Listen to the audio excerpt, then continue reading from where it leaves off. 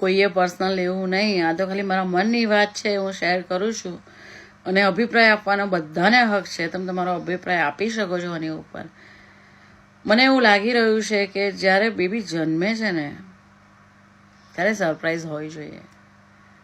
હા, અત્યારે જે બેબી શાવર્સના અને પહેલાં બી ખોળો તો ભરાતો હતો જ ને, પણ અત્યારે જે બેબી રિવીલિંગ થાય છે કે બેબીનું નામ શું છે ને બેબી શું આવવાનું છે ને એ બધું જે પહેલેથી ખબર પડી જાય છે ને બધાને પાડી દે છે ને, એમાં એક્સાઇટમેન્ટ નથી રહેતું એવું હું વિચારું છું. પહેલાં કેવું હોતું હતું કે જ્યારે આપણે કોઈક પ્રેગ્નન્ટ હોય ને તો આપણને ઇંતજારી હોય કે એને છોકરો હશે છોકરી હશે શું હશે, એ ઇંતજારી હવે જતી રહી છે. હવે ખબર જ હોય છે કે ફલાણું અત્યારે હોસ્પિટલમાં ગયું છે અને એને તો ડૉક્ટરે જ કહી દીધું છે કે એને બાબો છે કે બેબી છે. એ એક્સાઇટમેન્ટ નથી રહ્યું હવે.